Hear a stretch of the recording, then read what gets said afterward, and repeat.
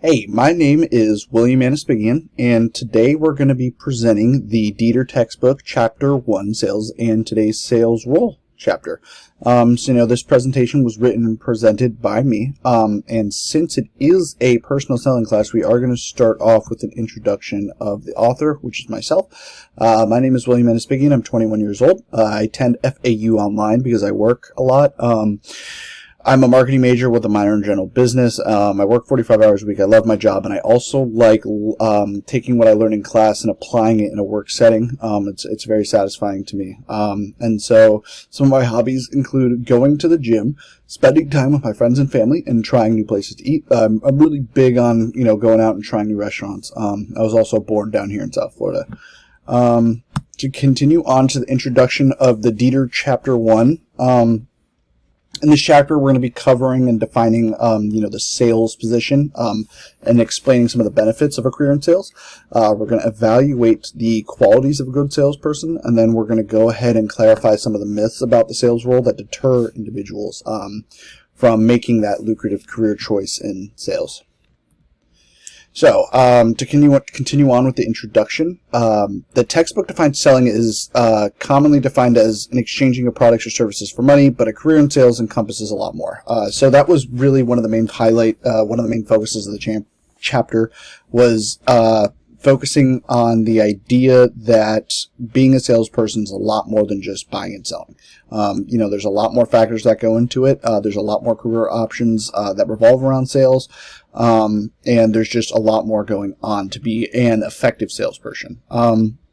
Includes a variety of activities that extend to understanding industries, identifying potential customers, acquiring knowledge about their needs, and providing appropriate solutions. That's big. Knowing a customer's needs and applying those needs to, sell them a solution. That was another one of the main focuses of the chapter, was really highlighting that point.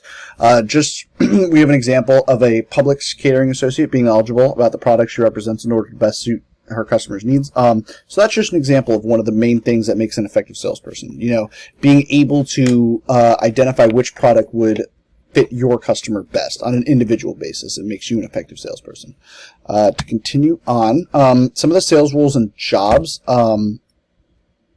include understanding industries, markets, and products, identifying potential customers, gathering knowledge about customer issues and needs, determining suitable solutions, communicating the benefits of the product or service, managing order and shipping processes, ensuring customer satisfaction, and a bunch of numerous other responsibilities. Like I said before, the textbook really wanted to focus on making sure that people understand that there's a lot more than just buying and selling. Especially identifying potential customers, being a proactive salesperson. In order to be effective, you have to be able to be good at a lot of these tasks and activities. Some of the benefits of the sales career include a flexible schedule. Even if you're a salesperson that works for a company, a lot of the times the companies allow salespeople, since they're so valuable, to make appointments and schedule things on their own time, which gives them a lot of freedom in their schedule. So theoretically, somebody with a son, their son's birthday, you could just not schedule appointments or meetings or clients on that day, and then you have the day off. So in that sense, the sales position is very flexible. However, it is important to note, and this was another main focus of the chapter, is that success in the sales field, it is crucial to meet performance goals. So in the next few slides, we'll go over some of the pay structures for salespeople, but it is in a lot of the, really only all the pay structures except one. It's important, to be successful, it's important to be meeting performance goals. And we'll talk about time management later on in the presentation, and as well as motivation and having a great mindset further on later in the presentation. But to get into some of the pay structure,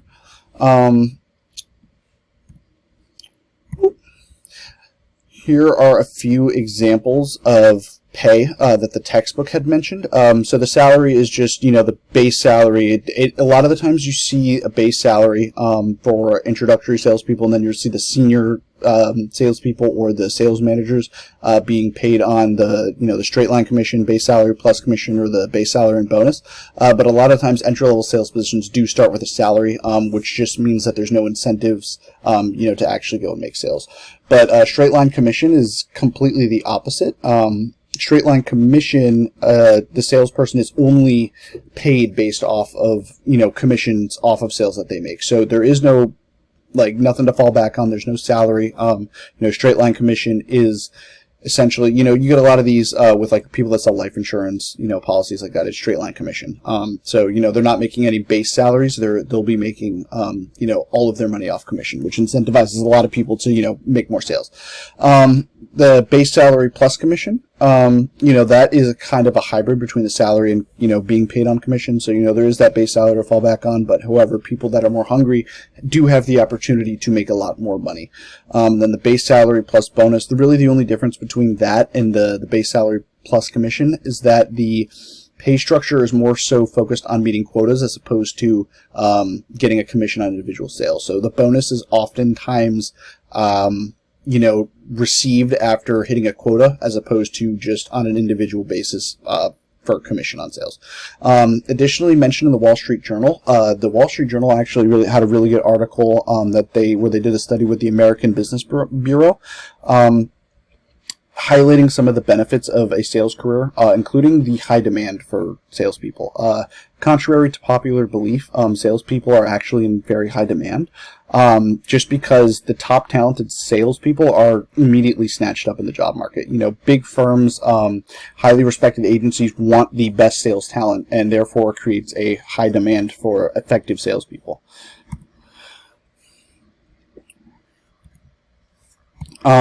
To get into some of the characteristics of being a good salesperson, communication, and the book specifically mentioned the active listening. Active listening, learning a customer's needs, understanding a customer's needs before you sell them the product, not only allows you to be perceived as a great salesperson, but, you're making money, you're getting referrals, you're making these sales, you're getting customers that want to do business with you.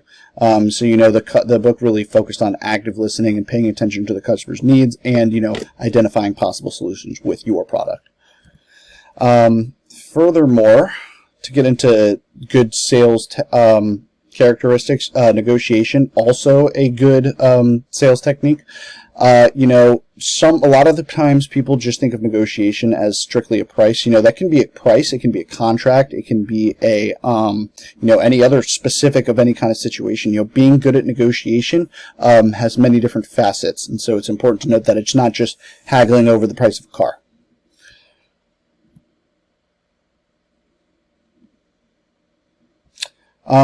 Business acumen. Okay, so this is where we did a little bit more research from an outside source. So we went up on the BetterUp website. They actually had a great article about some activities that you can do to increase your skills in the business acumen side of being a salesperson. So essentially, business acumen is someone's ability to understand and handle business situations. This is again cited from that BetterUp website. It is the collection of both general and organization-specific knowledge about how things get done and why. It is a key characteristic of leadership and shows up in the questions someone asks and the decisions that they make. So, having knowledge about product, having knowledge about what you sell, having that business knowledge, being able to read a profit and loss statement, understanding costs, percentage of profit, net sales, all that stuff is also important, in sales. And so to reference the BetterUp website, additionally, they did bring up some points on how to actually hone in on your sales skills, which included something like getting a mentor, learn from people that have done it before, learn from effective salespeople. There's plenty of classes, leadership discussions, stuff like that you can take. And as, I mentioned earlier in this discussion, digging into the financial aspect of the business, financial literacy and understanding how business works is very important when representing a company or yourself, as a salesperson. Additionally, studying the business model, especially in niche businesses, but really every industry is specific, and being an effective salesperson means mastering that niche of that specific business or industry that you're in. To be the most effective, you need to know the ins and outs of the business. Staying up to date, and we'll talk about this later on in the presentation, but, being able to adapt and staying up to date with new technology in order to most effectively serve your customers. And like I mentioned earlier, this, again, the article mentions understanding the customer. It's very important to be an effective salesperson to understand the customer and understand who you're selling to and how to meet their needs. It's how you get perceived as a great salesman, and it's how you become successful. Signing up for business classes. Obviously, we're in business classes at FAU. So this is a something that the Better Up website did mention, being in business classes, getting experience and knowledge generally about the field of sales. And then, being more comfortable in taking calculated risks. That's another thing that the website mentioned, and being engaged in your decision making, being informed with your decision making, but also taking some risks. To continue on, business acumen really was something that the textbook focused on, a lot, as an important part of being an effective salesperson. Additionally, this is what we just discussed, the 9 ways to help increase your business acumen skills. Characteristics of being a good salesperson. This is another thing that we went in on. Having the drive to win, self-motivation, and resilience is extremely important, especially when you're first starting as a salesperson. A lot of the times, you're not going to have the experience, knowledge, or expertise in order to make a sale for that first, month, 2 months, 3 months, however long it is before you actually crack that ice. So being able to be resilient, have a drive to win, and motivation regardless of failure, that's really kind of where the resilience comes in. Regardless of failure, to keep going is ultimately what is going to make you a successful salesperson. The sales role isn't for somebody that's just going to lay down and give up after, the first no.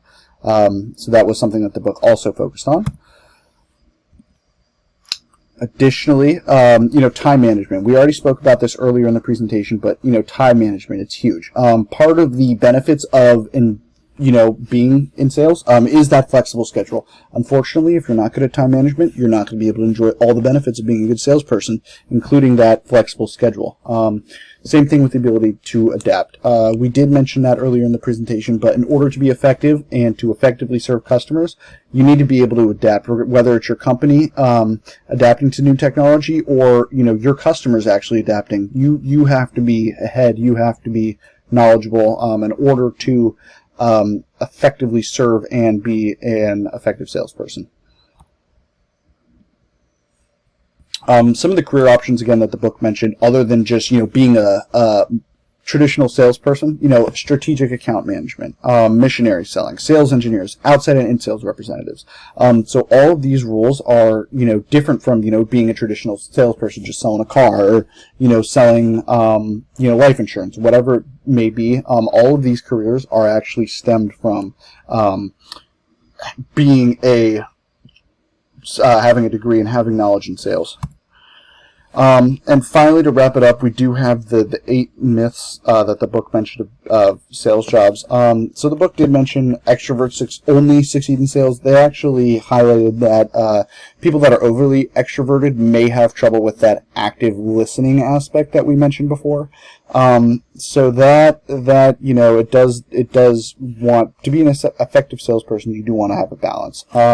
Additionally, and the next two kind of tie into each other, but successful salespeople are fast-talking and manipulative, and that salespeople are unethical. And that kind of ties in to what we mentioned earlier about knowing the customer. Knowing what the customer needs, so you're not selling the customer something they don't need. That way you'll be an effective salesperson. The customer satisfaction is going to be great. They're going to want to refer you. They're going to want to keep doing business with you. So those two kind of tie into the idea of knowing your customer and being perceived as a good salesperson and an ethical person. As you mentioned before, not all those sales jobs are alike. We did go over that in the previous slide. There are many differences from being a traditional salesman. A lot of the times now, and we see this now because we're taking a personal selling class, but you knew a lot of positions, especially the high-paying ones. They're looking for somebody with a degree in business, specifically in sales. So that maybe when our grandparents were growing up and selling life insurance, whatever, they didn't need a degree. But now, even for life insurance, you don't necessarily need a degree. But a lot of the sales positions do require a degree. Like we mentioned, salespeople don't need to understand sales and finance. We did go over that. And then security, since there's such a high demand for salespeople, very secure position. But thank you, and Dan.